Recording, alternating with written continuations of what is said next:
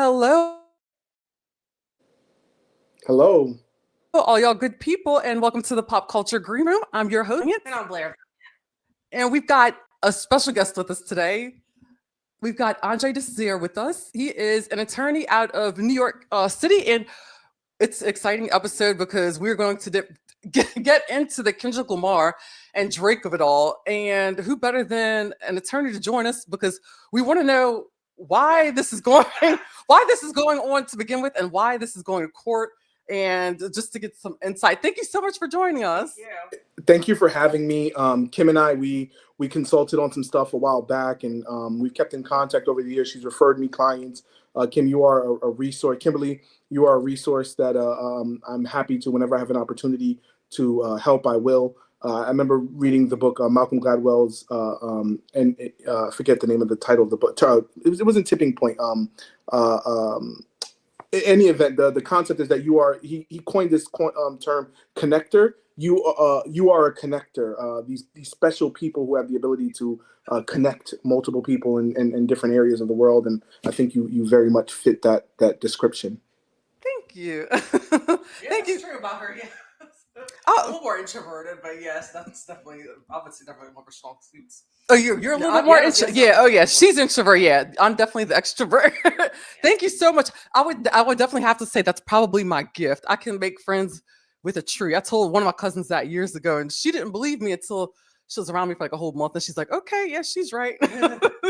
Tipping Point. The name of the book is Tipping Point, and in the book Tipping Point, he describes different kinds of people, and one of them is a connector, in which you are unequivocally that.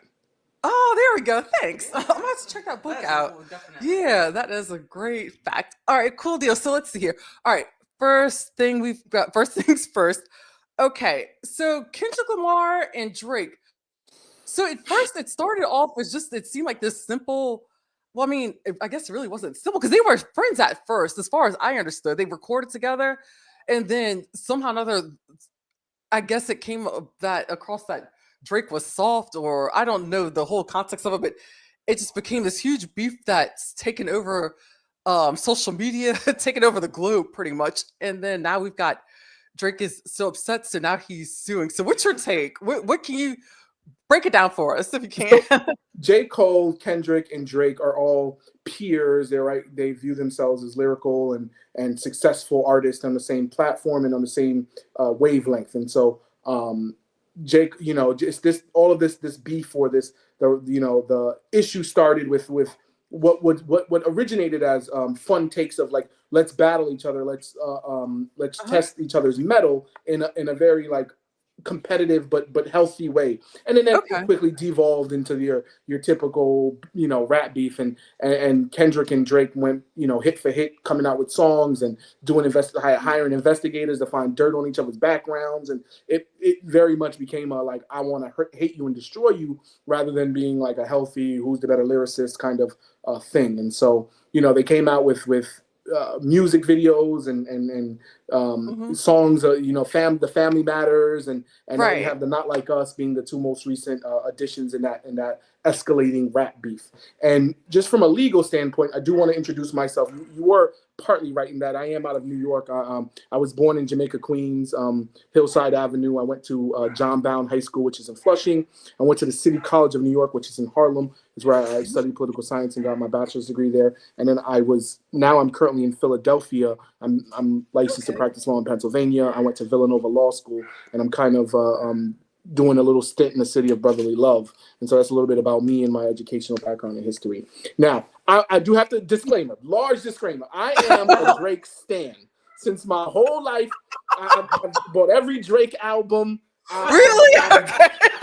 I can compartmentalize and put my whole life on, but my fan hat is Team Drake. I won't Oh even my, let this Not is Like funny. Us This is gonna be in. even better. This is gonna be even better than I thought. Then, I won't oh, even wow, let I'm Not gonna Like love Us be this. put in my house.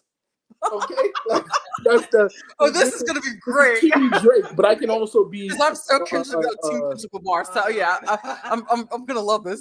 And we I can appreciate be you. We non-biased. I appreciate you can compartmentalizing compartmentalize my this. personal feelings and view it from a pop culture lens, but also from a legal lawyer lens. So just everybody, there's sensationalism, and Kim, before the show, I sent you the actual two things that were filed that have caused all this sensationalism. There's a lot of he said, she said, and I think it's my job, not only as an attorney, but as a concerned member of society and citizen, is to improve, like leave people better off than I found them. And one way to do that is to teach something, and one of the things, or help people learn something. And one of the things I wanted to impart on others is stop taking other people's words for it, right? Like there's all these headlines and other people are interpreting what's happening and saying things. And I would recommend very strongly that you go to the original source or text. Whenever somebody's like, Drake filed this lawsuit, the first thing I do always, I go pull up the actual case. I don't want to read what someone else wrote about it. I want to read what the thing is. Then I'll take takes on it, and I'll see what people are saying. I'll listen to Hot 97's Donkey of the Charlemagne's Donkey of the Day. Yeah. Call Drake the Donkey of the Day. I'll get the social commentary, but that's only after I've done my due diligence and looked at the original source material. Oh, got it. Which is a great thing to do, which is something that we should all we should all do that, because there are so many times, and I have that's a bad habit of mine, where I just go by off of hearsay of what people say and not doing my research. And especially now with us having a podcast and then with my journalism background, well, both of us have a journalism background. We know better than that. That's how I'm like to take a little more time and dig as best as I can. But this is why I'm super excited that we do have you here. So I've got this document here. I'm sharing the screen. So this is what was filed in New York. This was, as a date on the top of it, you see right on the top, it shows the timestamp of the date and the time when it was filed. All the way at the top, right there. New York County Clerk, right before Thanksgiving at 10 in the morning. They filed this, 10 a.m. they filed this, right? So boom, where it's filed, the time, it's time stamped. So you can, you can start picking up things from the document. What court is in it? Now, New York is one of the only places in America there's a really weird system. Every state has three courts, a three-tier court system. You have your trial court, which is your basic rudimentary, your first level, where the juries are impaneled, the actual trials are held. Then you have your appellate court, which is like, I don't like the trial judge, I don't like the decision he made, I'm going to appeal that decision, and you appeal it up to your appellate court, which is typically a panel of about 3 judges. And then at the highest level, you have the Supreme Court, or the most highest court in the land. Now, New York's ass backwards, in that the Supreme Court of New York is actually their nomenclature for the trial court. So it's called the Supreme Court, but it's the first level court where your normal run-of-the-mill everyday judges are found. It's not an appellate court like we think of the Supreme Court of the United States, where they're appealing decisions up till it gets to the Supreme Court. In New York, you start at the Supreme Court. Interesting. Okay, got it. Okay, so is that why we're seeing so many with these cases of at the forefront? It seems like they're going into the courtroom right away and they're meeting in front of a judge. Is that why? Yes, because they filed this at the trial level. This is a trial issue. I'm looking for it's not an appellate issue. I'm not appealing a decision or a ruling or something. I'm looking to establish something. Got now, it. What Drake did is Drake is filed 2 different matters, and in both matters, neither of them are lawsuits. They're kind of they're like warning shots. I'm going to call them warning shots. They're pre-suit filings, right? And so they're not the actual complaint or the lawsuit itself, but it's a filing saying, we think we're going to file a lawsuit. We need more information that we know is out there to get and gather before we file our actual lawsuit. Oh, wow. I'm so glad we brought you here, because I didn't know that. I heard it a couple of days ago. Okay. Someone on it, I think it was CNN, made a joke saying it's something like, this is the equivalent of someone wanting to speak to the manager. Yes. Well, wow, yeah, exactly. That's I couldn't describe it in more legal terms than, can I speak to your manager? Yes. Oh my gosh, that is so funny. Oh my gosh. And it's true, because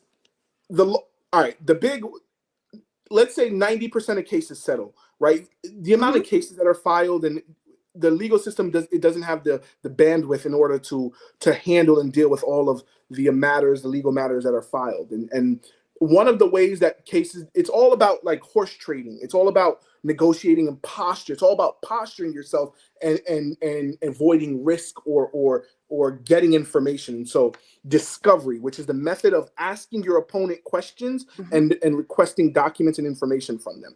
And you do that under the auspices of a trial or a court. You have a case, an active case, and in that active case, you can depose. You know, everyone knows that famous Lil Wayne deposition where, you know what I mean? He's right. That was Lil Wayne there was a court case and he was forced to be there by the power of the court, which when you depose someone, you're gathering information, you're asking them questions that you plan to use at trial to help as evidence to prove your point. And so Drake, in both of these instances, has asked the court to issue an order saying they can go and get information from these two companies that represent Kendrick Lamar and the song. Now, you need a little bit of sauce, right? Meaning that you can't come to the court and just like point your finger at any company and say, Judge, give me the right to go to this company and open their books up and look at all the information. You need some, prima facie, some reasonable cause or belief or reason to say that the judge would give you access or control or the reason to look at their books or what's going on in their business, so to speak. So Drake coming in and say, upon information and belief, we believe that they paying people to use bots to pump up their songs. And we have this, they haven't acknowledged or point out, but they apparently have a very high up secret source or someone who's familiar with the business. And right. So now the thing is this, if you go all the way to the end of the document, this is really interesting. You're going to all the way at the bottom, all the way to the bottom and last page, right? Right here, verification. Okay. You were just there, verification. And so when you file these things, there has to be a party held liable or responsible for the words or the things in the complaint or the petition itself. And so Drake signed that. And he says, I swear that the things here are true to the best of my knowledge, information, and belief. And so he verified. This is what's called a verification. So he made these allegations, he's alleging these things. They're not proven yet, but he's saying, yo, I got a secret source and the source told me these things and I believe it to be true. And I'm going to sign this verification that it is true. Please give me access to their books, their records, and their information. And so now we're going to wait they're going to file a response. And that response is going to say, no, all these things they alleged are not true. And they name your source and it's going to go back and forth. But just so everybody's edifice, there has been no official lawsuit filed. They are looking, they're going fishing a little bit. It's a little bit of a fishing expedition. They're casting reels out to see what they can gather because they believe some nonsense is afoot. All right. That makes sense. So how long do they have to respond? Does the typically 20 to it's somewhere it's statutorily regulated, somewhere to 20 to 30 days. There's like a response period.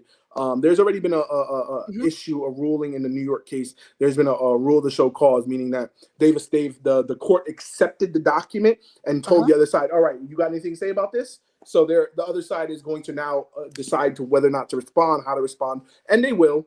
And another thing that I did, so not only looking at the document itself, who filed it, who the lawyers on the case, right? If you scroll up one page, the actual lawyers on the case, Wilkie. It's this is a big law firm. And by big law, I mean they have over 1,500 attorneys on staff. Wilkie, Farr, and Gallagher. Those two lawyers that you see there, maybe $1,500 an hour. Oh, wow. Those are $1,500 entertainment lawyers. If that's how much you're paying per hour for, their services, business, and those retainers are steep. Yeah, I see that. Yes. Oh, wow. So Okay. Who, what, when, where, why, right? So who filed it? Going to the document, who's involved, who are the parties, what are they alleging? So there's been so everybody's like, lawsuit, Drake filed lawsuit. He didn't file a lawsuit too. It's more like a warning shot across the bow. He's letting them know that, hey, I think I got a claim here. I'm going to go fishing and get some more information about you. Now, a lot of people are jumping to conclusion, and this might be, now I'm going to take off my lawyer hat and go to my Drake Stan hat. Maybe Drake's fishing for more ammunition for the next diss track. Maybe. I didn't think about that. Oh, that's a good thought. Audrey, I was also kind of thinking, too, do you think it could be because the Super Bowl's coming up and Kendrick's playing and headlining that? Yeah, right. Like, yes. If you dig up some dirt right before the Super Bowl and drops a commercial, a Super Bowl commercial right before he goes on. Oh, tinfoil hat territory. We in tinfoil hat territory. Right.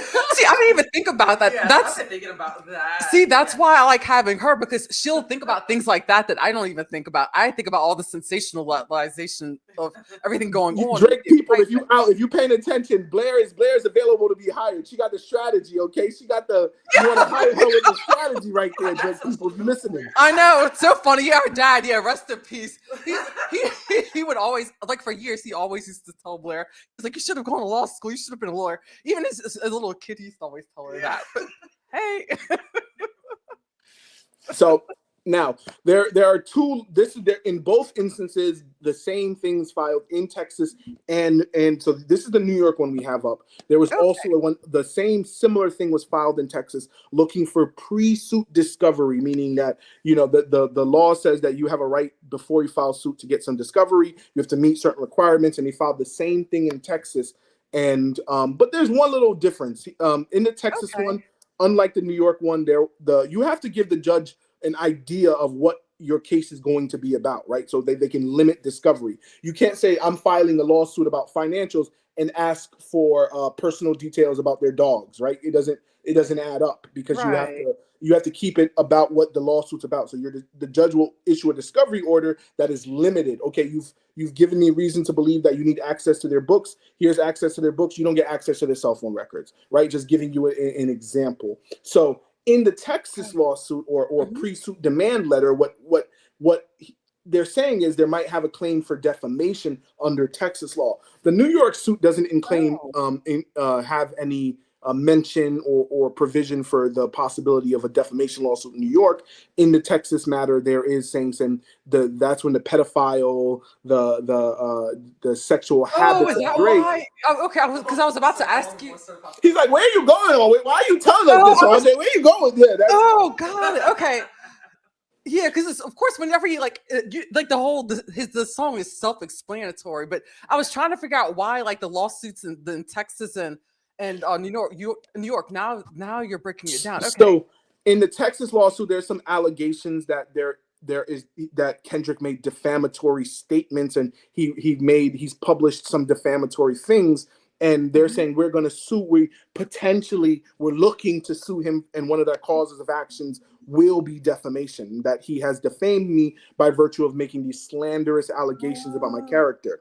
The New York lawsuit doesn't include anything about that. They don't mention anything about defamation. They're only talking about business practices, hiring bots to pump up the views on the stream, misleading customers to thinking it's more popular than it is, using payola or like paying DJs to play the track, like claiming there's a natural people want to hear it. There's a demand for it, as opposed to this artificial demand based on money that they've paid people to like the song, right? So that the executives themselves can look good. That's what the New York lawsuit's alleging. The Texas lawsuit's also alleging that, but they're also alleging the defamation as well, which was a little different than New York. So just that one little wrinkle. So right there, for instance, parties and deponents. Okay. Yeah. So here, this is a fun fact. Drake has alleged that he's domiciled in Texas. He didn't allege in New York. Wait, that he's domiciled in New York. Yeah, right. First parasite. You're right. It says that. Home is Texas. Interesting. Since when? 18. It says it right there. Number 18. Drake is domiciled, meaning that he votes and collects and gets his mail. That's what a domicile is. It's a place you intend to return to and call home. That's a legalese. Really? That's news to me. Yeah, everybody's like, "Oh, Drake, So Texas is home." Yeah, it was a lot. It's a lot of commentary. It was like, "Oh, Drake says Texas is home."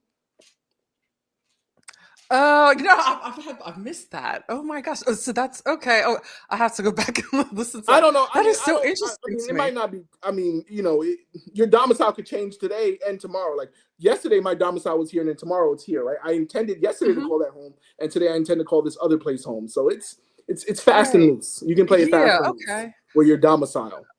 Got it. That makes sense. So stuff to do with taxes. Yeah. So what about what is it, the laws of the Netherlands? What is that all about? Is that tied in with Interscope Records? With the? I'm not familiar with the Netherlands. Okay. Yeah. I still just saw the part, like, on 20. This is the origination of where that big UMG Universal Oh, Music okay. Group is. It's home, or for somehow it's somehow tied to the Netherlands, but it doesn't matter because once Okay, got it. So there's they're no, registered business in America, so it doesn't matter. oh, okay, got it. So it's kind of like irrelevant. I see. But this is so interesting to me. Yeah. So, but that's okay. Now I see why. Because couldn't figure out because I heard it was 2 states. I knew it was New York. I wasn't familiar that it was Texas, and I just couldn't understand why 2 states. And now I see. This is interesting. So what do you think? What do you think or predict that's going to happen? Do you think this is going to settle out of court? Do you think it's going to blow up even more? Or what do you think? Oh, well, there's number one, we don't have a complaint, right? Right. So the next thing is going to happen. They're going to fight over whether or not they can do discovery. It's just going to be a typical lawyer fight. They're going to go back and forth, and eventually, 6 or 7 months from now, we're going to get a ruling from these different places on that whether or not discovery can happen or discovery can't happen. And then after discovery happens, we might get a complaint after that. But until then, it's too early to say that it will settle or not settle. Right. Makes sense. Because has there been anything else like this? I've never seen anything like this before, ever. But it's like, I feel like. No, I'm this is new to me too. I'm scratching my head about the strategy here. I'm giving Drake the benefit of the doubt, but I don't understand it. Right? You're losing a lot of street cred. You know what I'm saying? There might be a lot of waves. Yeah. I was just shocked that he's attempted to go make this whole legal thing. That's just what shocked me. I was saying you claiming you real gangster in these songs. Well, you got teams. I don't know if y'all saw what happened to what's his name when he went to Canada. The Miami, Mr. Rick Ross. You saw what happened with Mr. Rick Ross went to Canada? Those are goons. You know what I'm saying? It's not adding up, right? The math it doesn't. It's just. I think he just set himself up for more embarrassment for Kendrick with other album for him to get more damn Grammy nominations. Well, if I'm Kendrick's lawyer, my advice would be not to do that, right? Like that right? Yes, kind of like. Don't do that. Please don't come out with while this is pending. Let's not give them any reason, anything else to run to the teacher with, right? Like let's not. Let's do that. Yeah. I know. Masterpiece. It was fun, but and that's the thing. Is just because for me it was just more like because I've always been a Drake fan as well, more of a Kendrick fan, but mainly because we've seen Kendrick perform at you've seen him twice, huh? Right? Yeah. I've seen him once at Voodoo Fest in New Orleans, but years ago. But I've always loved him. I've always liked Drake too. But every time something would happen, and then Drake.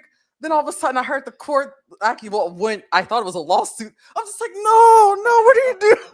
I'm like, I mean, unequivocally, Drake went to lawyers, and somebody said, "All right, let's file some paperwork in the courts to get some information." Right, like so, he absolutely went the legal route. And I'm from Jamaica's Queens. I'm from the hood, and I've grown up in the hood, and I grew up by street codes, and this doesn't, although I've since transferred and continued my life into a more professional setting, and I recognize things that there is something about this that is feels disingenuous from the kinds of music he makes, the allegations he makes in his music, and right, like it's like, oh, why are we following? Like, why are we doing this? Right, like I don't understand. Yeah. Exactly. And that's the part that is the way he's moving with this. It's just kind of and I think I feel like he's also setting himself up for more embarrassment because I know that song was streamed by so many people. I mean, even Tom Hanks was texting his son about they had a whole exactly how stream. What's going on here? Yeah, and Chet was breaking it down for him. They had that went viral too. Because Frenchie's parents, who was grown ass parents asking him about this. Yeah, what's this rap battle I'm hearing about? Now, on the same vein of things that are scratches our head, I wanted to really quickly touch base on Diddy. Yes, please. Yes. Now, I don't know if you remember, about 8 months ago, the FBI raided his Los Angeles home.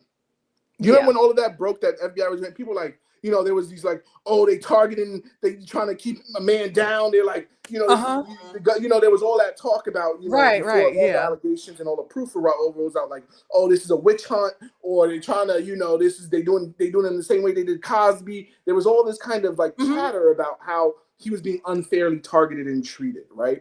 Right. And when I saw that, right, I know so the federal government, the AUSAs, the prosecutors for the federal government, they got like a 94% conviction rate. When they bring charges against somebody, they got you dead to rights. They're not, local prosecutors, your Louisiana, your New York district attorney, they, there might be some prosecutorial overreach. They might be, you know what, I'm going to throw some charges because I can't, let's see what sticks and what doesn't stick.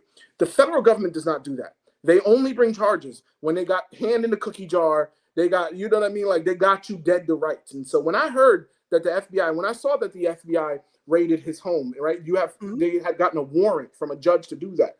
The AUSA, the prosecutors signed off or pushed that warrant for him to search his house. Trust me, especially someone high profile like Diddy, they've crossed the T's and dotted the I's across the board. When they did that, Diddy was in New York, wherever, he was like, oh, this is bull. He came out with a public statement about, oh, they're not gonna find nothing, it's nonsense. Meanwhile, that's where the tapes was there and all the crazy stuff was in that house. That's where the FBI discovered a lot of the material. And I'm thinking to myself now, like months later, I'm like, you know what you got in that house, right? You got some evidence in that house. The FBI just raided the house. You would think, because you would get out of Dodge. You would pull. Yeah, that's what I was surprised he didn't. Like that makes no sense to me. I'm not like saying he should have absconded from the law or anything like that. Right? Yeah, no, I get what you're saying. Position, a guilty person, in my opinion, right? Like someone who knows what they got, what evidence. You got 100 pounds of coke in the house, and the FBI is knocking on the door. I ain't do nothing wrong. It was the big deal. Like, you know what I mean? It's just bizarre to me that he fought it as hard as he did, and at the time, right? And now he's filing motions asking for bail because they denied his bail. He's not going to be out on his own recognizance during the course of the trial. And, he's filing all these motions offering to pay $200 million, $50 million cash bail. And the judge is not hearing nothing. Like, I'll put they're like, there. I'll only meet my immediate family. And the judge is not having none of it. In my opinion, he will never see a free day a day free again. Yeah, I don't think so either. Yeah. And I mean, I wouldn't, like, it's one of those wink, wink, nod, nods when if he would have called me as his lawyer when the FBI was knocking on the door, I'd be like, where you at right now? Can you get to JFK? Like, is that like, can you get to, like, is it possible? There's some non-extradition countries out there, right? Those would have been the questions I would have been asking. Right. Yeah. Have you ever been to Panama? Because isn't that what Russell Simmons essentially did? Yeah, he went to Bali, right? Or, you know what I mean? Yes, exactly. And before the charges were able to be brought, then there were, new people in office who, yes, absolutely. You went to a non-extradition country, and then he's like, oh, I'm just here for the yoga. Okay, cool, sure. None of us believes that. Right, yeah.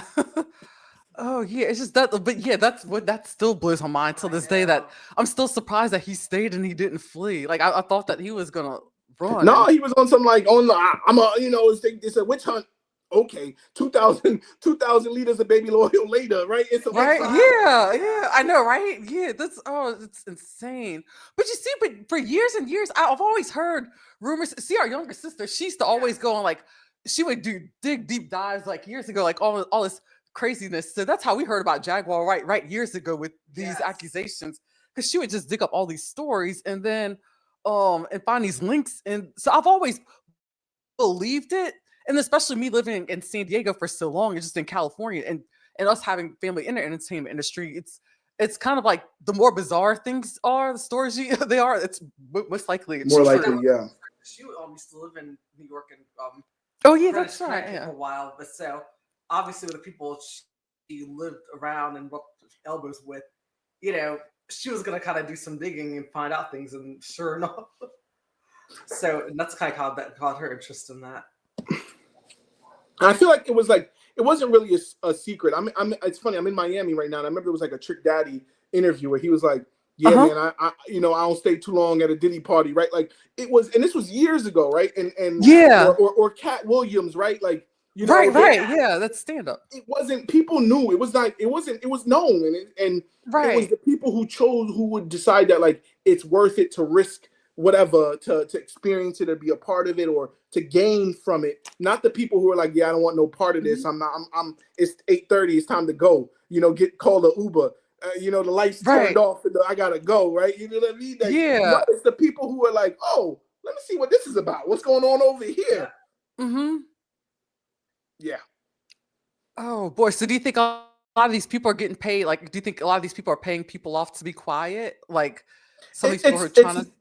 yes, and that's one of the aspects, but it for Diddy. I actually did. I'm lying to you. I did actually read the I read the full allegations. They're Mhm, charging him with RICO, which is racketeering and conspiracy. Right, he's being charged with running a criminal organization essentially, and it's more than just paying people off. Right, it's you mhm, have these private security guards. You have these firms that will ruin your reputation. There are these crisis marketing firms, people mhm, who, when you like, you know, I don't think when an oil tanker spills, EP calls them and they start showing you videos of the seagulls flying free, right? Like uh-huh, these people know how the psychological of America and how to get a message across and how to protect an image, and so they will hire these crisis marketing and managing firms to, you know, start putting articles out that this person may have killed a cat once when they were 12, right? Like there are mhm, ways to discredit someone in a way that doesn't seem obvious,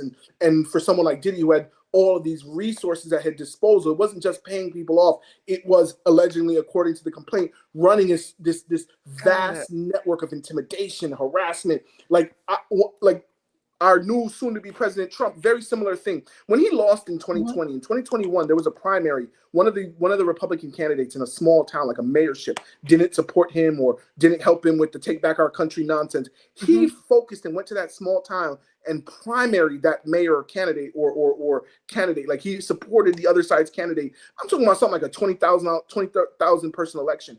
Totally mhm, not waste a not worth a previous president's time. But he did it just to spite this person, just to send a message that if you fuck with me, I will ruin mhm. you. Right? Like big or Right. Yeah. small, if you cross me, I'm coming for you. And it's that same kind of mechanism and Right. organization Yeah. that Diddy ran and had going on, that you speak up, you know, all of a sudden you lost your job because I bought the parent company, somebody bought the parent company of the way you work, and we downside, we're closing your division.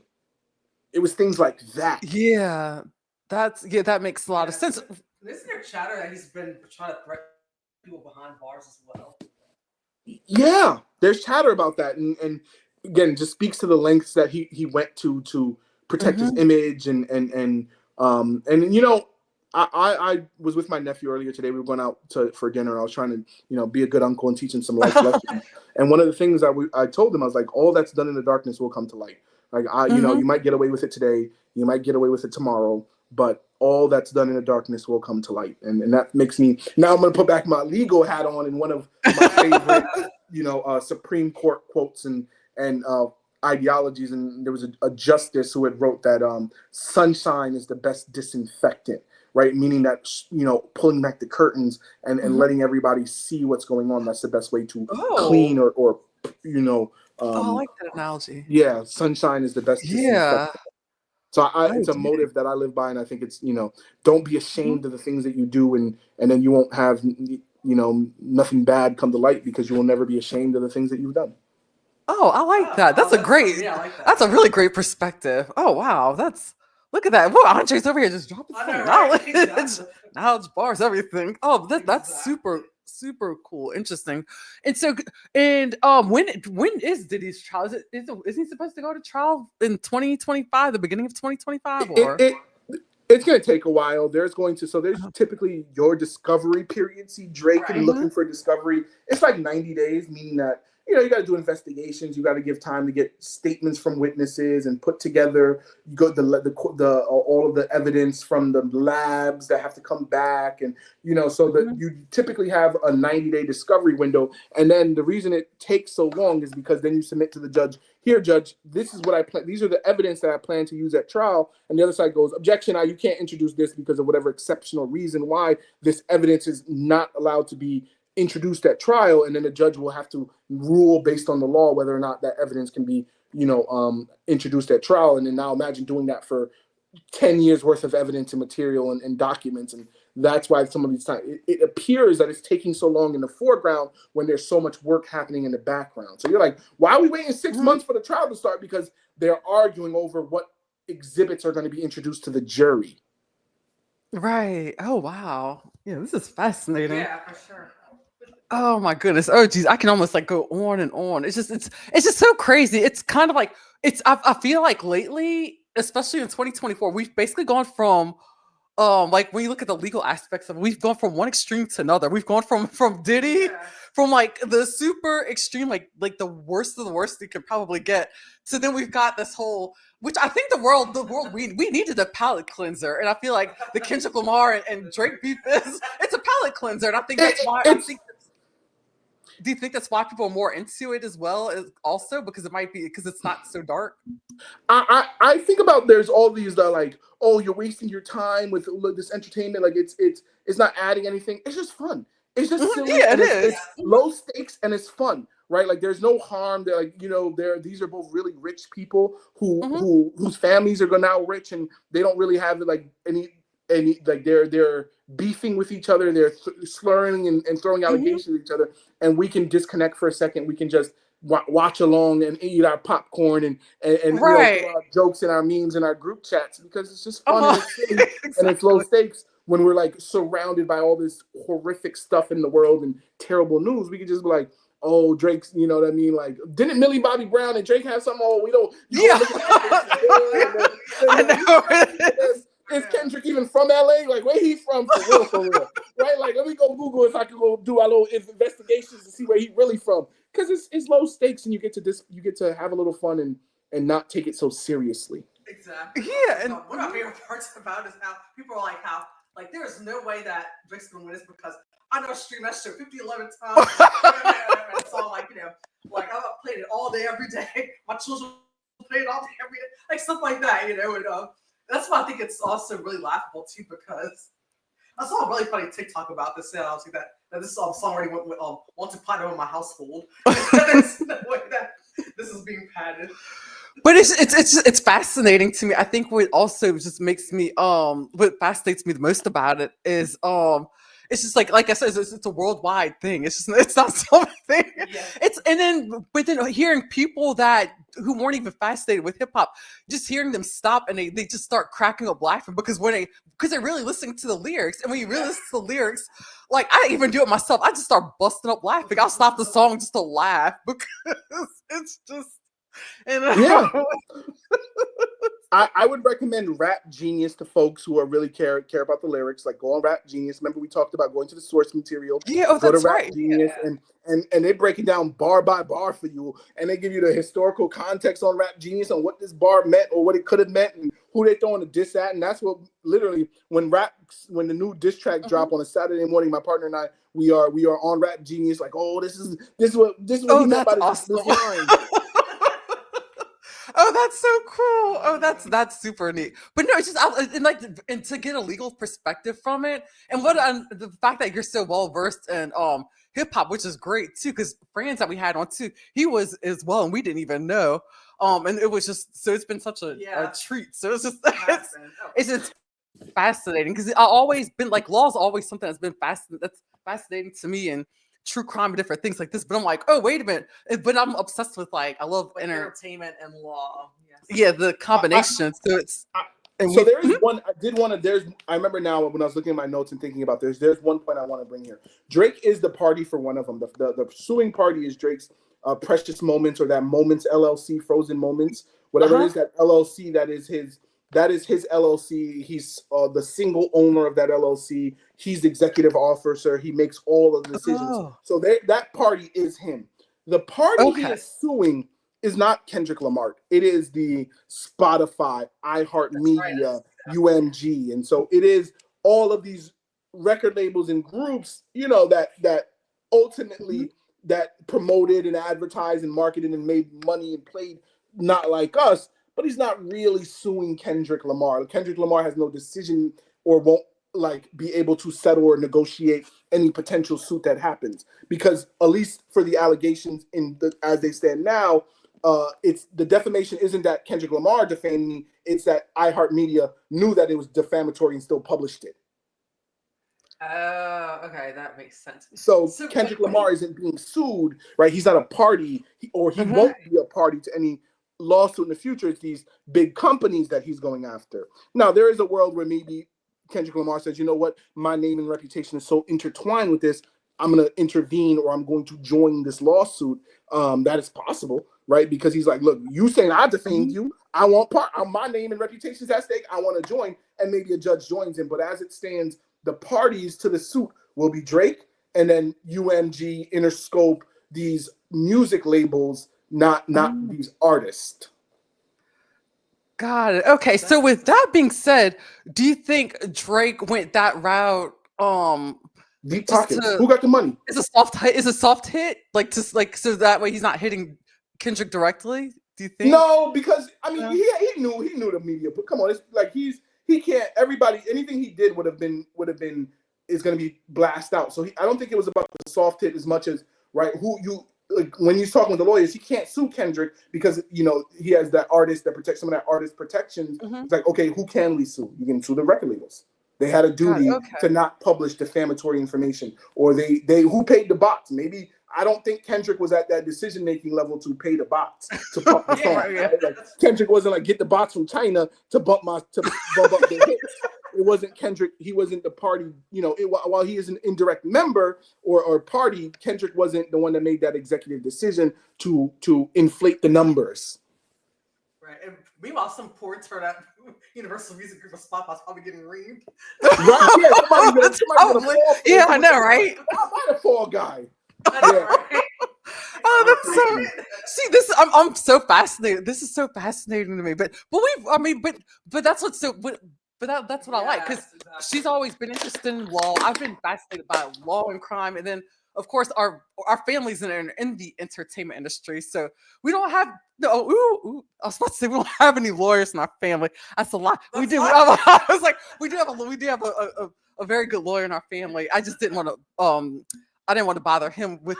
We want to get some other perspectives on this stuff, and then we've got another family member, married into the family that played a lawyer on TV on Suits. That counts. That counts. Yeah. Our friend, our cousin is married to Patrick Adams that played Mike Ross on Suits. Okay, that's a main role. Yeah.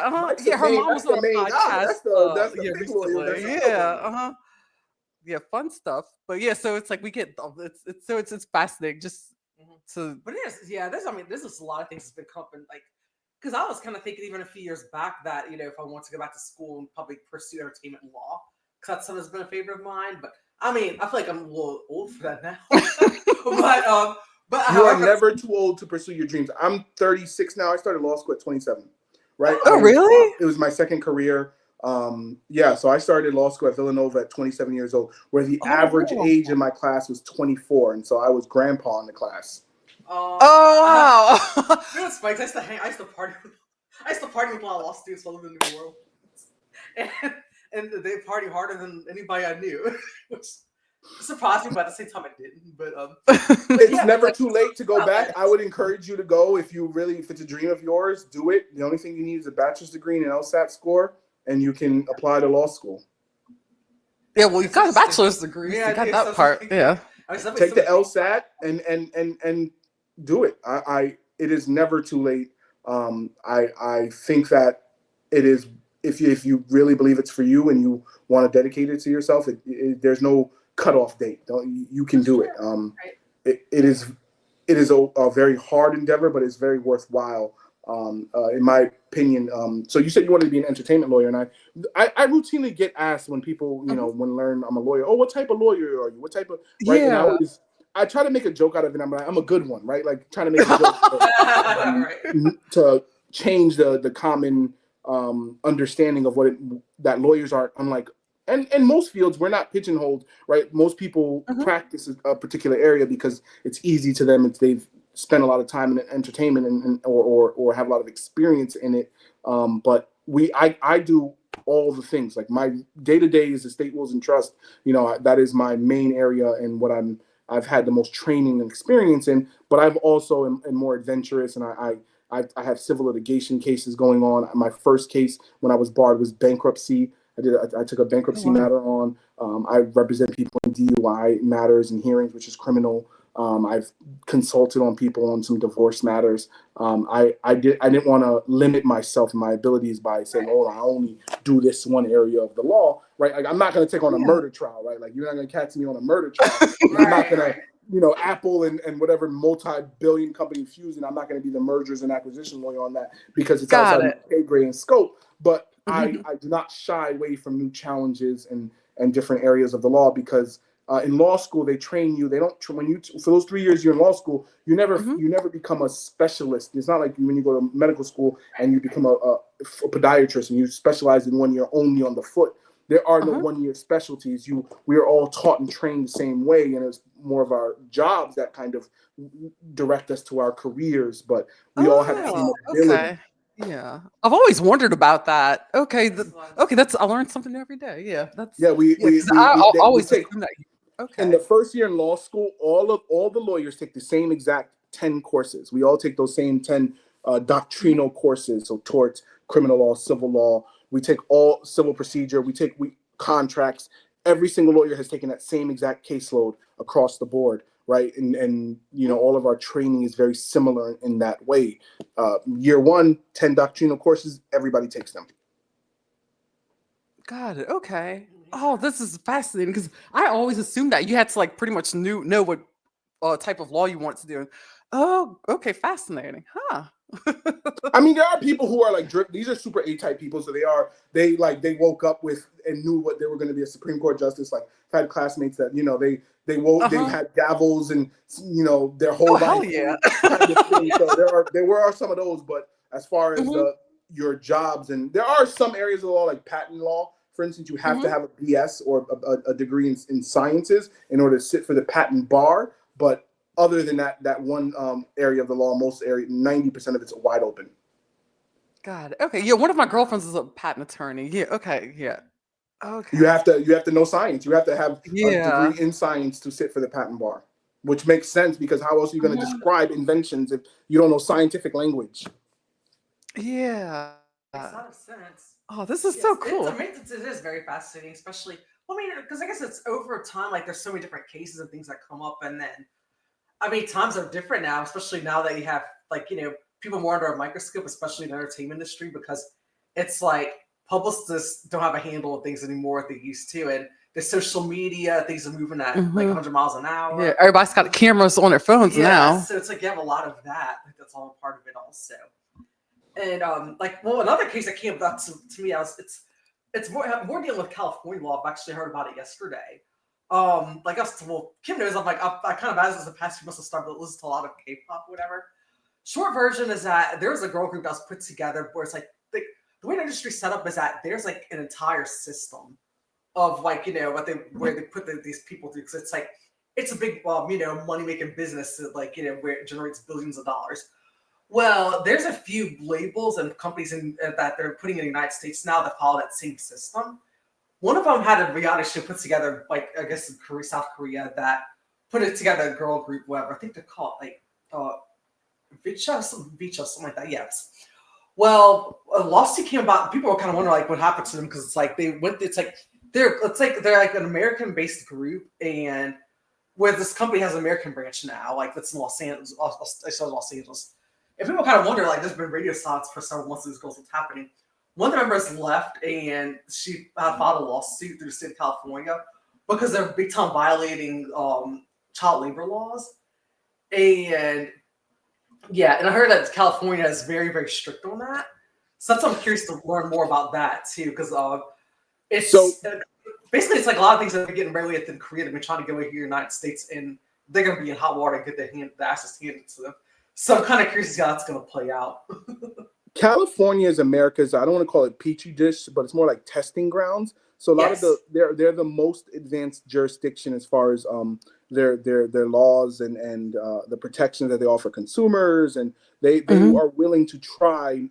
Their laws are very modernized as opposed to some Louisiana has our very right. You got laws still on the books. Oh, I can tell from living in both places. Yeah, it's night and day. Big time. So a lot, and then New York follows suit, and there's other jurisdictions that after California does something, New York pays attention, that worked, or we gonna try that over here, right? So but California very much leads the way with a lot of their laws are very much progressive, and they are willing to change things and try new things. And as far as that goes, yeah, there's a lot of that international arbitrage, right? Like I can't do something here, but if I go here and set it up, I could do it over there, right? But then they forget that they still got that company set up in the U.S. and they're still subject to their jurisdiction, right? And so that sounds like there might have been some oversight on that part. Oh yeah, so I'm interested to see how that's going to play out. Cause that news basically came out last night, so I was kind of like, "Ooh, this is interesting." So I'm curious to see what that's gonna. One of the things that our American system, our legal system in America, is very different than in other places. Right. A lot of the concept of being a lawyer in America is very different than the concept of being a lawyer other places.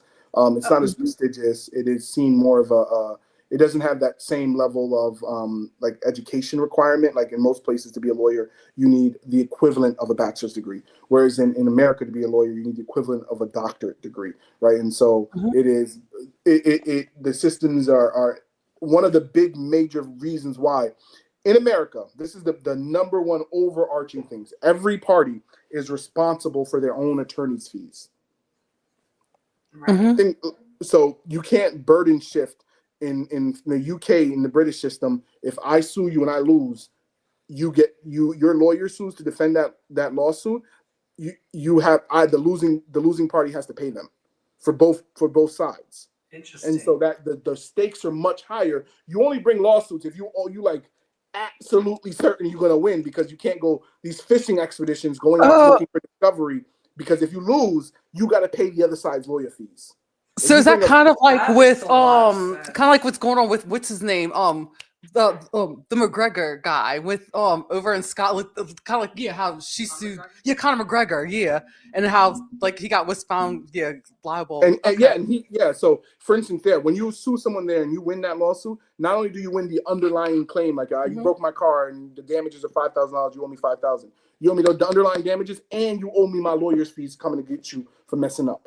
Right. So in the American system, if I sue you and lose, as long as my lawsuit isn't malicious, as long as it's not frivolous, right? Like if I have some basis in fact and reality, each side covers their own lawyer fees. As long as I'm not suing you because you run an alien organization and you kidnap me from my bed with laser beams, right? Like unless it's not like that, as long as there's some basis in fact and reality, you have to cover your own legal fees. And so you can use the leverage of everybody, like the lawsuit itself and how much it's going to cost to defend it, and then as leverage to settle and negotiate, saying, okay, this lawsuit is going to cost $100,000 to litigate, settle right now for 50, even if we know you didn't do the thing, it would be in your advantage to settle this, because we can go through the whole way, you could be found not guilty or not liable, and then you still had to pay me the whole time. Oh wow. So people leverage it. It's part of that leverage. They use the legal system as a cudgel here, because everybody's responsible for their own attorney's fees. And as you know, lawyers are expensive, and and without good representation, you can get screwed in America. Yeah. It makes a lot of sense, because as to why that there seems like there's a lot of like unfair practices that go on with like just from what I've discovered like out in places like Korea with like these kids, and like I would say a lot of kids could start off as trainees as kids, and they can't really do anything about it and see the lawsuits and all, and like there's a big one right now where like the girls like disbanded and left the label, and they're like being threatened to like have to pay over like $420 million, and like stuff like that. Whereas like the United States here, because this happened with one of the new American division, and they were trying. I guess they feel like they're invincible, so they were doing the same BS here that they were there. They're about to find out the hard way that they couldn't do it here, and because California has some of the strictest labor laws, and America is very litigious, right? In those other countries, the stakes of suing are much higher, and people are less, because of the stakes are so high. People are, the culture doesn't, I'm going to sue you here. I'm going to sue you. Over there, they're not as gung ho in lawsuits, because if you lose, you got to pay everybody's lawyer's fees. If you're wrong, you know what I mean? You got to pay the other side lawyer's fee. You're wrong here, you only got to pay your own lawyer. As long as it's not malicious, fraudulent, as long as it's not like nonsense, frivolity. You had a good faith belief to sue somebody, have at it. Oh wow, this is fascinating. Oh my goodness. Do you have any more questions? I'm good. I mean, we're reaching the hour. It was lovely spending the time to talk to you. I was really looking forward to it, and I'm glad we got to talk about Drake. I will disclaim, I think he's one of the greatest artists ever. That's my personal opinion. It's not a legal fact. I'm Yes. really big Drake fan too, so I get it. Oh yeah. We. So this is, of course, so much fun though. But yeah, and yeah, we'll get your links if you want to shout out like anything that Yeah. you So I started my plug own law anything, yeah. firm. It's called Vexillum Law. So VEXILLUM Law. You can Google us. I'll come up. Estate wills and trusts is my main area of the law, but I also do some contract stuff. Some light civil litigation. I'm on a journey with the law, and I really enjoy it. I enjoy representing people. I like to change the way I think law is practiced or historically has been practiced. I like, all my clients have my cell phone number. They have direct access to me. I don't hide the ball. I practice law with fairness. I think it's important that people are informed and able to make decisions that are for themselves. I don't think I'm better than anyone else. I'm trained. I went to, I think, what is a decent law school, and I'm enjoying the ride. State wills and trusts is my everyday practice area. I write wills for people. I love it. I love peeking into their lives and seeing how people lived and what they accumulated and what they want to do with it. It tells stories. And then I also just love defending people and trying to help people where I can. Awesome. That's good. Sweet. Yeah. Thank you so much. It's such an honor to have you. Being here with us. Mm-hmm. We thoroughly enjoyed this. Yes, Same. I'm so glad. And yeah, well, I'm sure like we'll have you back on again if you would have us if you would let us have you back on again in the near future. Yeah, this is a lot of fun. But yeah. Thank you so much, I enjoyed my time with you, ladies. Sweet. All right. Well, thank you so much, everybody. Thank you, Andre. Have a great night, and yes, take care. All right. Talk to you later. Have a good night. Good night. Take care, everybody.